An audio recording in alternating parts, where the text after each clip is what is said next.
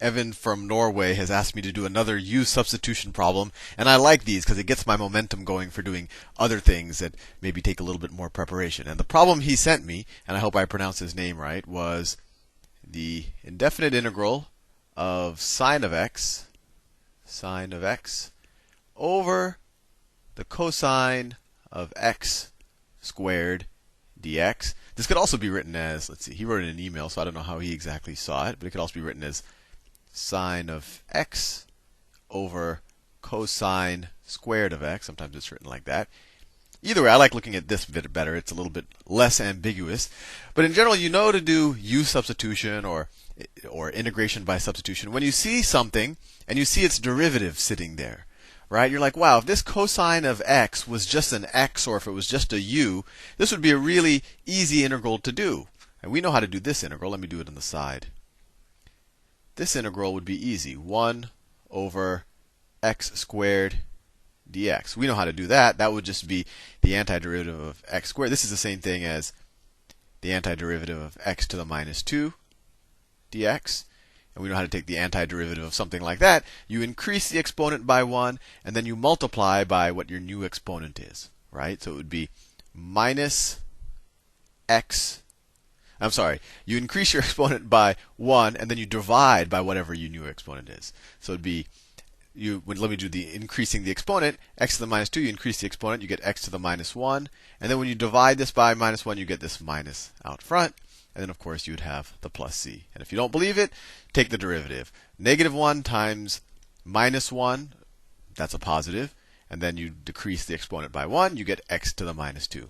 So if we could get it in a form that looks like this, we'd be all set. And you kind of do see a pattern. Where this x is, you have a cosine there. And then we have cosine's derivative there. So that's the big clue that we should be using U substitution. So let's do that. And what we're going to do is we're going to substitute u for cosine of x.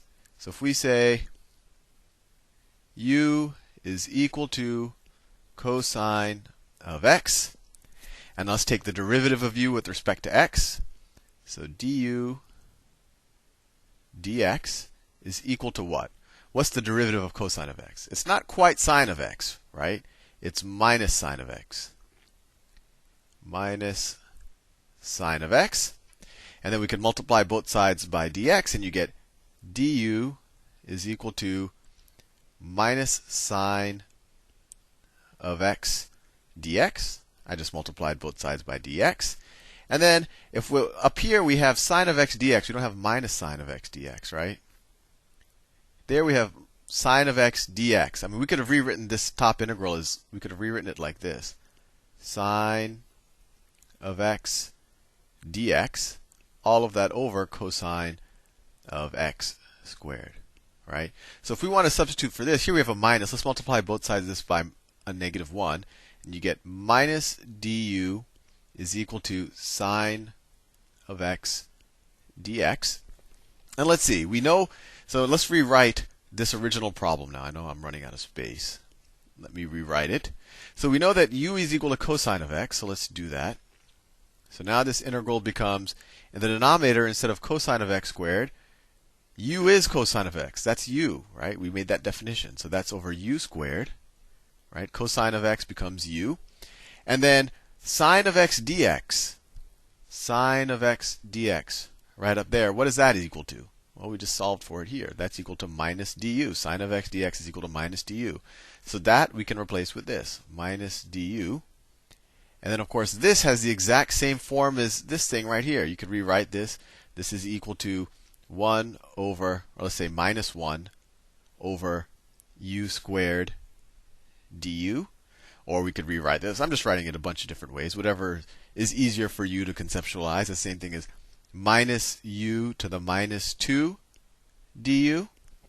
And then here, we do the same thing we did up here, although now we have a minus out front. That actually makes it a little bit cleaner. To take the antiderivative, we raise u, it was to the minus 2 power. Let's raise it to 1 power higher than that. So minus 2 plus 1 is minus 1, right? So it's u to the minus 1 power, and then you want to divide by minus 1. And I'll do it explicitly here. Minus 1. And then you had this negative that was sitting out there before. You had this negative, so that negative is still going to be there. and of course you're going to have a plus c. And you could view this as a negative, this is a -1, or this negative divided by a negative, they're going to cancel out. And so you're just left with u to the -1 plus c, or 1 over u plus c is the antiderivative. Oh, sorry, we're not done yet. That's just the antiderivative of this. And now we had our substitution to deal with. What was our substitution that we started with? U is equal to cosine of x.